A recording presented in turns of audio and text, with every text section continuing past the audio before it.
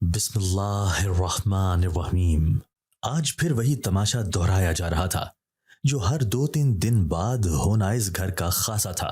اس تماشے کے دو کردار تھے، ایک حاکم اور محکوم۔ ہمیشہ کی طرح مرد ظالم تھا اور عورت مظلوم۔ مرد کے ہاتھوں پٹتی عورت کی چیخیں باہر تک سنائی دے رہی تھی۔ بات کچھ زیادہ بڑی بھی نہیں تھی۔ اس عورت نے شوہر سے لیٹ گھر آنے کی وجہ دریافت کی تھی اور شوہر کو جیسے سارا دن کا باہر کا غصہ بیوی پر اتارنے کا موقع مل گیا۔ اس نے بیوی کے منہ پر تماچا رسید کرتے ہوئے کہا، تم ہوتی کون ہو مجھ سے سوال پوچھنے والی؟ تمہاری ہمت کیسے ہوئی؟ بیوی کی دبی دبی سی روتی ہوئی آواز سنائی دی۔ بیوی ہوں میں آپ کی، پوچھ سکتی ہوں کہ آپ ساری رات کہاں گزار کر آئے ہیں؟ شوہر کو بیوی کا جواب پسند نہ آیا، اسے بہت غصہ آیا۔ اس نے بیوی کے بال کھینچ کر پھر سے مارا۔ اب مرد کی چلاتی آواز پورے گھر میں گونج رہی تھی۔ وہ کہہ رہا تھا، میں اسی لیے گھر نہیں آتا کیونکہ مجھے تمہاری شکل سے ہی نفرت ہے۔ تم ایک گھٹیا اور زبان دراز عورت ہو۔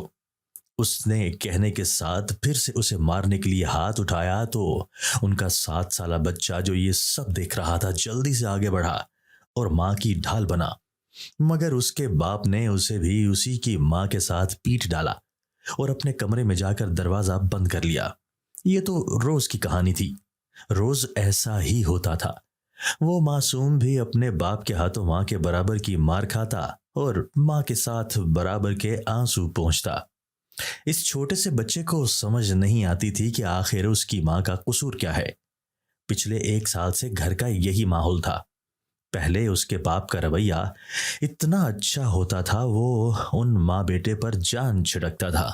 کام سے واپس آ کر سب سے پہلے اپنے بیٹے سے پیار کرتا تھا اور اب وہ اپنے بیٹے کی طرف دیکھنا بھی گوارا نہیں کرتا تھا۔ جانے ان دو رویوں کی کیا وجہ تھی؟ وہ بچہ جس نے 7 سال کی عمر میں اپنے باپ کو یوں رنگ بدلتے دیکھا تھا، وہ میں تھا، ہمایوں خان۔ اماں بتاتی ہیں کہ جب میں پیدا ہوا تھا تو ابا دوسرے شہر تھے اپنے کام کے سلسلے میں۔ میری پیدائش کا سنا تو اپنے سارے کام ادھورے چھوڑ کر کاروبار میں نقصان کروا کر جلدی سے ہسپتال پہنچے اور مجھے گود میں لیا۔ انہوں نے ہی میرا نام ہمایوں رکھا تھا۔ میرے ابو مجھ سے بہت پیار کرتے تھے، میرے لاڈ اٹھاتے نہ تھکتے تھے۔ ڈاکٹر نے میری پیدائش کے وقت ہی کہہ دیا تھا کہ اب مزید میری ماں بچے جنم نہیں دے سکتی، اس لیے میرے ماں باپ نے مجھے ہی اپنی امیدوں کا مرکز بنا لیا تھا۔ ہماری زندگی میں سب ٹھیک چل رہا تھا کہ اچانک سے ابو کو پتہ نہیں کیا ہونے لگا۔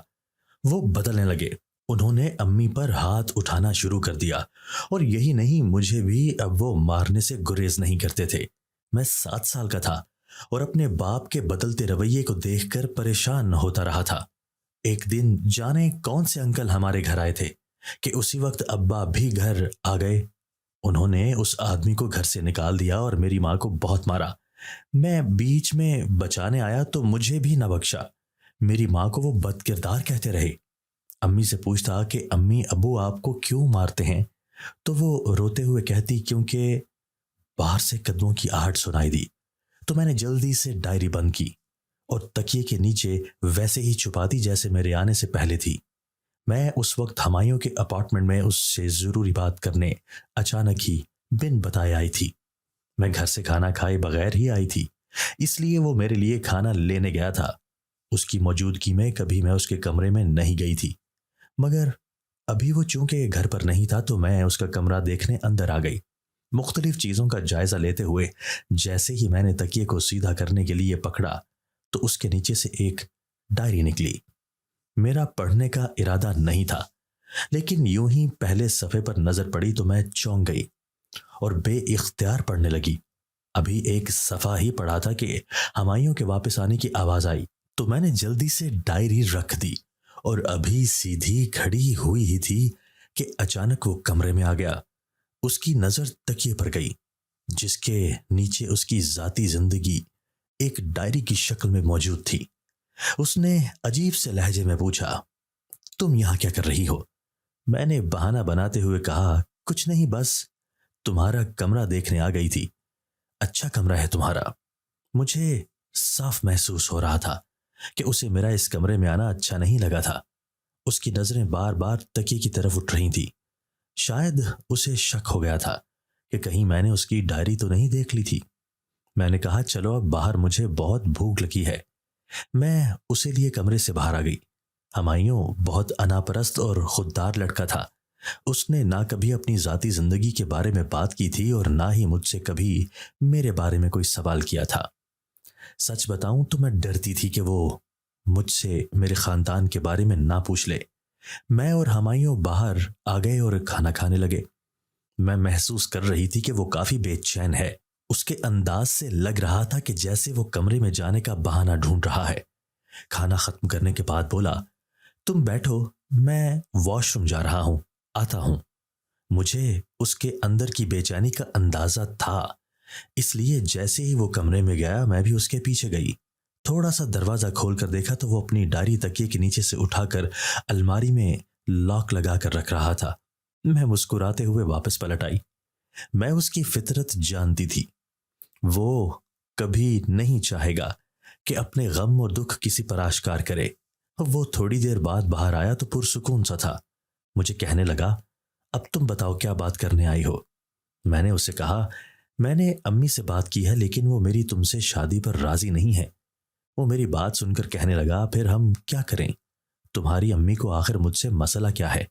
میں نے کہا، امی کا کہنا ہے کہ تمہارے آگے پیچھے کوئی نہیں ہے، ایسے کیسے وہ اپنی بیٹی کو اکیلے لڑکے کے ساتھ بیاہ دیں؟ وہ تھوڑی دیر کے لیے چپ ہی کر گیا اور بولا، یار اگر میرے ماں باپ نہیں ہیں تو میں کہاں سے اپنے ماں باپ کو پیدا کر لوں؟ لوگوں کے ماں باپ مرتے نہیں ہیں کیا؟ اپنے ماں باپ کے ذکر پر افسردہ ہو گیا۔ مجھے اس کی ڈائری یاد آئی۔ جہاں تک میں نے پڑھا تھا وہاں تک تو یہی لکھا تھا۔ کہا اس کے باپ کا رویہ اس کی ماں سے بہت حد تک آمیز تھا۔ جانے کیا وجہ تھی جو ہمایوں کا باپ یوں بدل گیا؟ مجھے بہت تجسس ہو رہا تھا۔ میں نے کہا، ہمایوں میں تمہارے بغیر نہیں رہ سکتی، تم ہی بتاؤ اب ہم کیا کریں؟ وہ کہنے لگا، ہمارے پاس اور کوئی راستہ نہیں ہے سوائے اس کے کہ ہم تمہارے ماں باپ کے ماننے کا انتظار کریں، یا پھر؟ میں نے بے چینی سے پوچھا، یا پھر؟ وہ کہنے لگا، دوسرا حل یہی ہے کہ ہم بھاگ کر شادی کر لیں۔ میں تو ہکا بکا رہ گئی۔ مجھے نکاح کے لیے کیا گھر سے بھاگنا ہوگا؟ میں نے تو ایک عزت والی شادی چاہی تھی۔ وہ کہنے لگا، تم سوچ لو، مجھے کوئی جلدی نہیں۔ اسی وقت اس کے موبائل پر کسی کی کال آئی۔ وہ اٹھ کر چلا گیا۔ پتہ نہیں کون تھا کہ جب بھی اس کی کال آتی وہ اٹھ کر چلا جاتا۔ ایک دو بار نہیں، میں نے بہت بار نوٹس کیا تھا۔ وہ ہمیشہ کوئی نہ کوئی بہانہ بنا کر ٹال دیتا تھا۔ تھوڑی دیر بعد وہ آ کر بیٹھ گیا اور موبائل میرے سامنے ٹیبل پر رکھ دیا۔ 5 منٹ بعد ہی دوبارہ گھنٹی بجی تھی۔ چونکہ موبائل میرے سامنے ہی تھا اس لیے فون کرنے والے کے نام پر میری نظر گئی تو میں چونک گئی۔ فون پر مالک کا نظر آ رہا تھا۔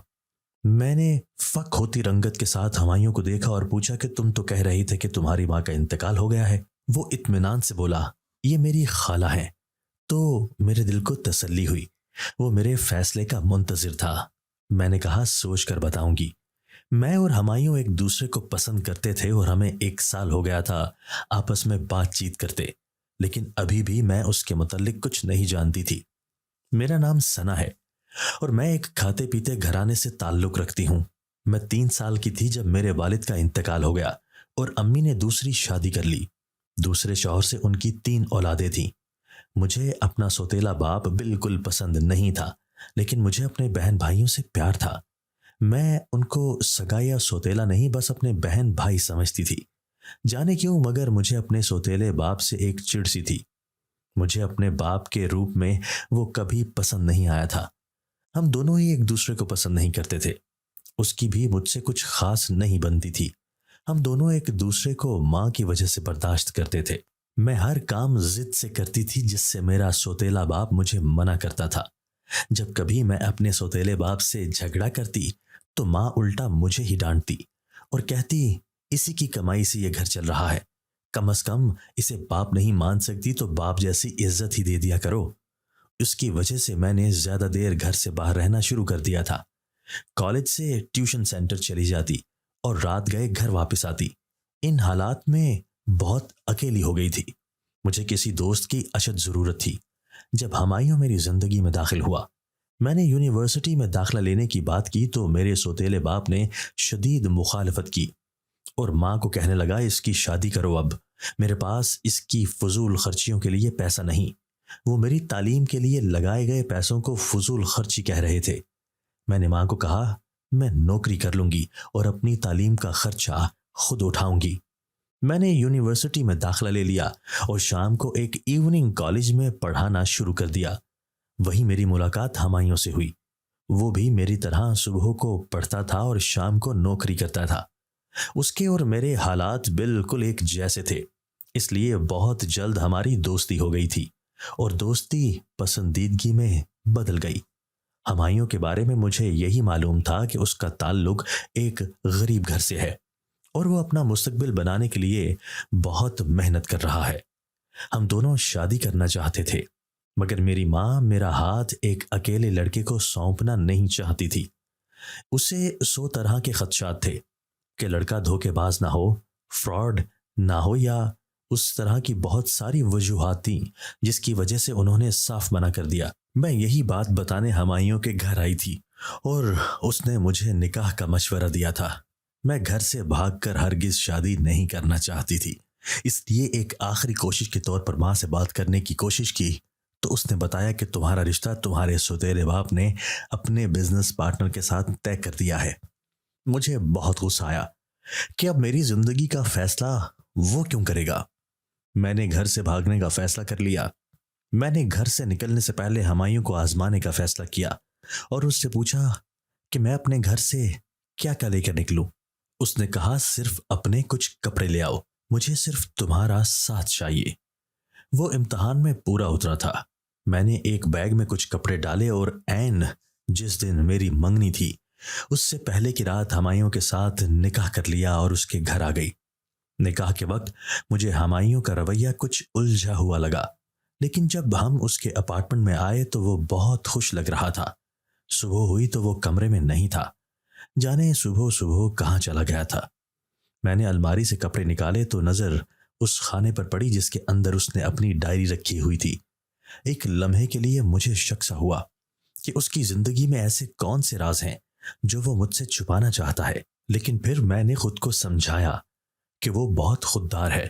اپنے بچپن اور جوانی کی تلخ ایام کی روداد مجھے نہیں سنانا چاہتا تو کوئی بات نہیں، میں نے بھی تو اس سے اپنے بارے میں کچھ نہیں بتایا تھا، میں نے بھی تو اس سے بہت سی باتیں چھپائی ہوئی تھی۔ خیر میں کافی دیر انتظار کرتی رہی۔ تھوڑی دیر بعد ہی وہ گھر آیا اور مجھے کہا کہ چلو تیار ہو جاؤ، ہم گھومنے چلتے ہیں۔ میں بھی خوشی خوشی تیار ہو گئی، مگر حیرت کا جھٹکا مجھے تب لگا جب وہ مجھے دور ایک ویرانے میں لے گیا۔ میں پریشان ہو گئی اور کہا ہم یہاں کیا کرنے آئے ہیں؟ کہنے لگا بس آج سارا دن ہم یہاں گزاریں گے۔ میرا دل ہولنے لگا کیونکہ اس ویرانے میں ہمارے سوا کوئی نظر نہیں آ رہا تھا۔ وہ ایک جھونپڑی میں مجھے لے آیا اور کہنے لگا تم بیٹھو، میں کچھ دیر میں آتا ہوں۔ میں اس کا انتظار کرنے لگی لیکن وہ نہ آیا۔ شام ہونے لگی تھی، مجھے گھبراہٹ ہونے لگی، طرح طرح کے خیال دل میں آ رہے تھے۔ ہمایوں واپس نہیں آیا۔ میں نے سوچا کہ میں آج رات یہیں رک جاتی ہوں، رات ہو گئی ہے، صبح واپس جاؤں گی۔ بھوک اور تھکن کی وجہ سے مجھے نیند آ گئی اور میں وہیں چارپائی پر سو گئی۔ صبح اٹھنے کی کوشش کی مگر اٹھ نہ سکی۔ یہ دیکھ کر میرے ہوش اڑ گئے کہ میں ایک چارپائی سے بندھی ہوئی تھی۔ میں دنگ رہ گئی کہ مجھے کس نے یہاں باندھا ہے۔ اپنے آپ کو چھڑانے کی بھرپور کوشش کی مگر بے سود۔ تبھی نظر سامنے پڑی تو روح کام گئی۔ سامنے ہی میرے شوہر کا ایک دوست کھڑا تھا جو مجھے جانے کب سے گھورے جا رہا تھا۔ میں نے ہکلاتے ہوئے پوچھا ہمایوں کہاں ہے اور تم نے مجھے یہاں کیوں باندھا ہے؟ وہ چپ رہا اور میرے سوال کا کوئی جواب نہیں دیا بلکہ موبائل نکال کر ویڈیو بنانے لگا۔ میں چیختی رہی چھوڑو مجھے، جانے دو، میں نے تمہارا کیا بگاڑا ہے؟ مگر اس نے ابھی بھی کچھ نہ کہا اور وہاں سے چلا گیا۔ میں شاکڈ ہو کر رہ گئی تھی کہ میرے ساتھ کیا ہو رہا ہے۔ ہمایوں کل سے کہاں ہے؟ کہیں اسی نے تو ہمایوں کو میری طرح قید تو نہیں کر کے رکھا ہوا۔ میں چیخنے لگی مگر اس ویرانے میں کون تھا جو میری فریاد سنتا؟ میں چیخ چیخ کر خود ہی خاموش ہو گئی۔ مجھے بہت ڈر لگ رہا تھا، جانے اس نے مجھے کیوں قید کر رکھا تھا۔ दोपहर को वो फिर आया और मेरे लिए खाना लाया। उसने मेरे पैरों में जंजीरें बांध कर मेरे हाथ खोल दिए ताकि मैं खाना खा लूं। मैंने उससे पूछने की बहुत कोशिश की कि मैंने तुम्हारा क्या बिगाड़ा है, किसके कहने पर अगवा किया है तुमने मुझे, हमायूं कहाँ है? मगर वो मेरे किसी सवाल का जवाब दिए बगैर खाना रख कर चला गया। उसने अभी तक मुझे कोई नुकसान नहीं पहुंचाया था, बल्कि पूरा पूरा ख्याल रख रहा था कि मैं भूखी न रहूं। मैं समझ नहीं पा रही थी कि मेरे यहाँ यूं कैद किए जाने का मकसद क्या है। मैंने वहां से फरार हासिल करने का प्रोग्राम बनाया और सोचने लगी कि मैं किस तरीके से यहां से फरार हो सकती हूँ। लेकिन इससे पहले ही एक हैरत अंगेज बात हुई। हमायूं मुझे छुड़वाने आ गया। उसने बताया कि उसके दोस्त ने उसे भी कैद कर दिया था। हम दोनों जल्दी से वहां से भागकर अपने अपार्टमेंट आ गए। मुझे अचानक हमायूं का छोड़कर चले जाना और अब अचानक यूं ले आना किसी गेम प्लान का हिस्सा लग रहा था। ये बात मेरे मानने में नहीं आ रही थी कि उसके दोस्त ने हम दोनों को अगवा किया था, क्योंकि वहां वीराने में जाने की जिद हमायूं ने की थी। मुझे वहां वो लेकर गया था। हम जब अपने अपार्टमेंट में आए तो मुझे कहने लगा, तुम अभी कुछ दिन घर से बाहर ना निकलना। मुझे समझ नहीं आई वो क्यों ऐसा कह रहा है। मैंने कहा ठीक है, मैं अपनी अम्मी से मिलना चाहती थी। 3 दिन से मैं घर से गायब थी। जाने उन पर क्या बीती होगी। उनको तो यह भी मालूम नहीं था कि मैं किसके साथ घर से भागी हूं। मेरी माँ ने मेरे ही मुस्तकबिल की खातिर दूसरी शादी की थी और वो मुझसे बेइंतहा प्यार करती थी, और इस बात का एहसास मुझे अब हो रहा था। हमायूं के घर से जाते ही मैं अपनी अम्मी से मिलने घर पहुंची तो मुझे देखते ही उन्होंने गले लगा लिया। मुझसे बार बार पूछने लगी कि मैं ठीक हूं या नहीं। मुझे हैरत हुई कि बजाय मुझे डांटने के वो मुझे प्यार क्यों कर रही हैं। मैंने हैरानी से पूछा, क्या हुआ अम्मा, आपकी तबीयत तो ठीक है ना? अम्मी बस रोए जा रही थी। मुझे पास बिठाकर पूछने लगी, मुझे बताओ कि उन लोगों ने तुम्हारे साथ कुछ गलत तो नहीं किया ना? मैंने कहा, किसकी बात कर रही हैं? कहने लगी, जिन लोगों ने तुम्हें अगवा किया था उनकी बात कर रही हूं। मैंने हैरत से अपना मुंह खोल लिया कि अम्मा को कैसे पता चला। अम्मा कहने लगी, उन्होंने तुम्हारी वीडियो भेजी थी और 50 लाख की रकम का मुतालबा किया था। कल उनको रकम भेजी थी तो उन्होंने आज तुम्हें छोड़ दिया। मैंने वो वीडियो देखी तो वो वही वीडियो थी जो परसों वो लड़का मुझे बांध कर बना रहा था। यानी मेरी माँ को पता ही नहीं था कि मैं भागकर निकाह कर चुकी हूँ। उन्हें सिर्फ वही वीडियो दी गई थी। मैंने डरते डरते कहा, अम्मा, मैं उस दिन अपनी मर्जी से गायब हुई थी। मैंने निकाह कर लिया था और मैंने अपनी माँ को आहिस्ता आहिस्ता सारी बात बता दी कि अब तक इस घर से जाने के बाद मेरे साथ क्या हुआ। जब अम्मा को सारी बात पता चली तो उन्होंने मुझे थप्पड़ मारा और कहा, जिसके पीछे लगकर तुम घर से भागी थी ना, उसी ने तुम्हारे साथ ये सारा खेल खेला है। बल्कि मुझे तो लगता है कि तुमने ही उसके साथ मिलकर ये सारा ड्रामा किया था पैसों के लिए। अभी मैं अम्मा को समझा ही रही थी, ऐसी कोई बात नहीं, कि मेरी बहन कमरे से भागती हुई आई और कहने लगी, अम्मी, पूरे खानदान को पता चल गया है कि आपी ने भागकर शादी की है। सबको आपी ने अपनी शादी की तस्वीरें व्हाट्सएप कर दी हैं। मेरे सर पर तो कयामत टूट पड़ी। मैंने कब कोई तस्वीर किसी को भेजी थी? मैंने बहन का मोबाइल देखा, मेरे ही नंबर से सबको मेरे निकाह की तस्वीरें और वीडियो भेजी गई थी, मगर मैंने ऐसा नहीं किया था। मैंने कहा, मेरे पास तो मोबाइल ही नहीं, मैं भला ये काम कैसे कर सकती थी? मुझे याद आया, जब मैं उस झोपड़ी में गई थी तो मेरा बैग वहीं था। बाद में मुझे कुछ पता न चला, क्योंकि अगली सुबह तो मैं बंधी हुई थी। मुझे अब शक हो रहा था कि ये सब हमायूं ने किया था। मैं उसी वक्त भागी भागी वापस गई। अपार्टमेंट खाली था। वो अभी तक घर नहीं आया था। मैंने घर से आते हुए अपने सौतेले बाप से बदला लेने की खातिर उसके प्राइस बॉन्ड भी बैग में रख लिए थे। वो भी गायब थे। इसका मतलब था कि मैं लुट चुकी थी। हमायूं वाकई फ्रॉडिया था जो मुझे छोड़कर भाग चुका था। अभी मैं ये सोच ही रही थी, बाहर का लॉक खुलने की आवाज आई। मैं भागकर कमरे से बाहर आई। हमायूं को देखकर सुकून का सांस लिया। वो मुझे छोड़कर फरार नहीं हुआ था। उसे छोड़ना होता तो वापस क्यों आता? मैंने एक ही लम्हे में सब सोच लिया और बेताबी से उससे पूछा, कहाँ गए थे तुम? वो अजीब से अंदाज में कहने लगा, वहीं गया था जहां तुम गई थी। तुम अपनी माँ के पास गई थी। मैं तुम्हारे बाप के पास उसे बताने के लिए गया था कि हिसाब का वक्त आ गया है। میں نے گھبرا کر کہا کیا مطلب ہے اس بات کا؟ وہ کہنے لگا تم ہمیشہ سے میری پچھلی زندگی کو جاننے کا شوق رکھتی ہو اور تمہیں بہت تجسس ہوتا ہے نا، تو چلو آج تمہیں اپنی کہانی شروع سے سناتا ہوں۔ میرا باپ مجھے اور میری ماں کو بہت پیار کرتا تھا، لیکن تب تک جب تک امی اور ابو کے بیچ ایک تیسری عورت نہ آ گئی۔ وہ تیسری عورت اماں کی سہیلی تھی، جو بیوگی کے بعد تنہا ایک بچی کے سہارے زندگی گزار رہی تھی۔ وہ اپنے لیے ایک مضبوط آسرا تلاش کر رہی تھی اور اس کی نگاہ میرے باپ پر پڑی۔ اس نے اپنی دوست کا گھر خراب کر کے اپنا بسا لیا۔ اس عورت کی وجہ سے میرا باپ میری ماں پر ہاتھ اٹھانے لگا، کیونکہ وہ ہم دونوں سے جان چھڑانا چاہتا تھا اور موقع کی تلاش میں تھا کہ کوئی بہانہ ملے اور وہ میری ماں کو طلاق دے کر اس عورت سے شادی کر لے۔ لیکن ماں بہت صابر عورت تھی۔ اس نے اپنا گھر بچانے کی ہر ممکن کوشش کی، مار کھا کر سہتی رہی، صرف اس لیے کہ اس کا گھر نہ ٹوٹے۔ مگر میرے باپ کے اندر صبر نہیں تھا۔ وہ چاہتا تو یہی تھا کہ میری ماں اسے چھوڑ کر جائے تاکہ وہ خاندان کے سامنے بری ہو سکے کہ میں نے اسے نہیں چھوڑا، اس نے طلاق لی۔ مگر چونکہ میری ماں نے طلاق نہیں لی تو اس نے بد کرداری کا الزام لگا کر میری ماں کو طلاق دے دی اور ہم دونوں کو گھر سے نکال کر دوسری شادی کر لی۔ جانتی ہو کس سے؟ میں سانس روکے اس کی داستان سن رہی تھی۔ مجھے یہ الجھن ضرور ہو رہی تھی کہ آخر وہ یہ سب مجھے کیوں بتا رہا ہے۔ میں نے پوچھا کس سے کی؟ تمہارے باپ نے دوسری شادی؟ اس نے یہ کہہ کر میرے سر پر قیامت ہی توڑ دی کہ تمہاری ماں سے۔ وہ غصے سے میرے پاس آ کر بولا تمہاری ماں سے کی؟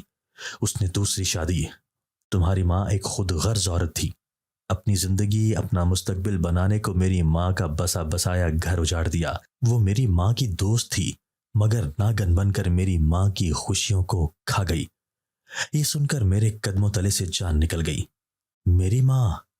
وہ نفرت سے کہنے لگا تمہاری ماں کا جو دوسرا شوہر تھا وہ میرا باپ تھا۔ جس گھر میں تم لوگ عیش و عشرت سے رہ رہے ہو وہ میرا گھر تھا، میری ماں کا گھر تھا، جہاں سے ہمیں دھکے دے کر نکالا گیا۔ میں اور میری ماں رل گئے، کہیں کے نہ رہے، کیونکہ میری ماں نے اپنی پسند کی شادی کی تھی، اسی لیے میکے کا سہارا بھی نہیں تھا۔ ایک دارالامان میں میری ماں نے اپنی جوانی اور میں نے اپنا بچپن گزارا، صرف تمہاری ماں کی وجہ سے۔ میں نے اسی وقت سوچ لیا تھا کہ بڑے ہو کر اپنے باپ کو نہیں چھوڑوں گا، اس سے اور اس عورت سے بدلہ ضرور لوں گا جس کی وجہ سے ہم بے گھر ہوئے۔ میں نے میٹرک کرنے کے بعد تو ایک فیکٹری میں نوکری کر لی۔ ماں اور میں ایک کمرے کے کرائے کے فلیٹ میں رہنے لگے۔ آہستہ آہستہ 1 سے 2 اور پھر 3 کمرے والے مکان میں آ گئے۔ میری محنت سے گھر کا چولہا جلنے لگا، لیکن سالوں گزر جانے کے باوجود میں اپنا بدلہ بھولا نہیں تھا۔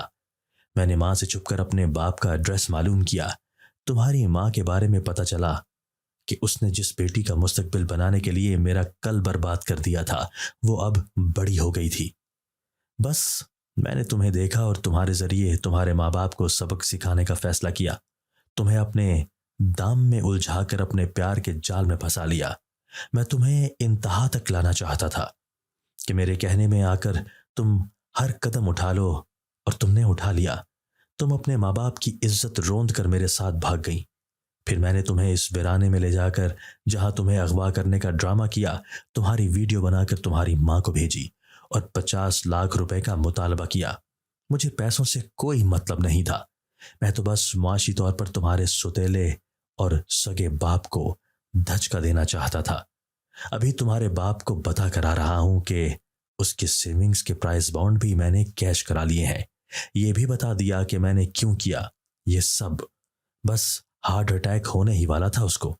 اب تم اپنے گھر جا رہی ہو تو جا کر اس کو ڈاکٹر کے پاس لے جانا۔ بڑا صدمہ پہنچا ہے بیچارے کو۔ ہمائیوں کے منہ سے بس یہ سن کر دکھ ہوا کہ اس نے اپنے مقصد میں کامیابی کے لیے میرا استعمال کیا تھا۔ یعنی وہ مجھ سے محبت نہیں کرتا تھا، بلکہ اس نے سب اپنے مفاد میں کیا۔ میں اس کی کہانی سن کر ساکت رہ گئی تھی۔ مجھے سمجھ نہیں آ رہا تھا کیا کہوں۔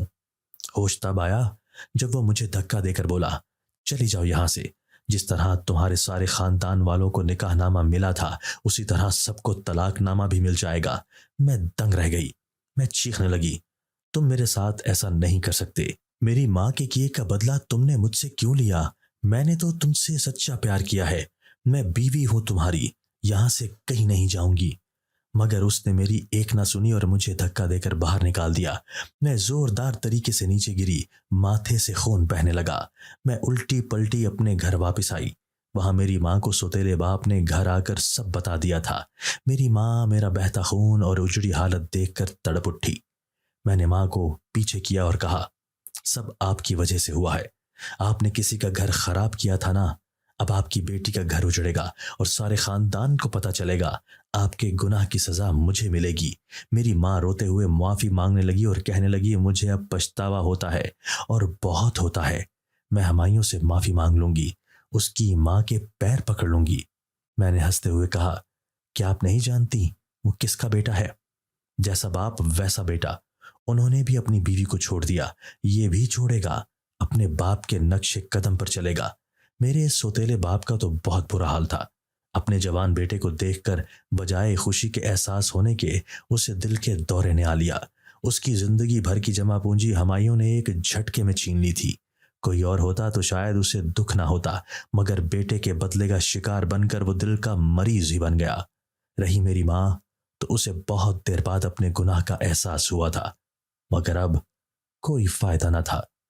اب میں بھی ہمایوں کو یاد کر کے روتی تھی۔ مجھے لگتا تھا کہ بس میری زندگی ختم ہے۔ لیکن ایک دن اچانک ہی ایک عورت ہمارے گھر آئی۔ کہنے لگی، میں ہمایوں کی ماں ہوں، اپنی بہو کو لینے آئی ہوں۔ کہنے لگی، مجھے تو کچھ علم نہیں تھا کہ میرا بیٹا کیا کیا کر چکا ہے۔ میں نے اس کی تربیت ایسی نہیں کی تھی۔ مجھے معاف کر دو، میرا بیٹا بھی تم سے معافی مانگے گا۔ وہ مجھے گھر لے آئیں۔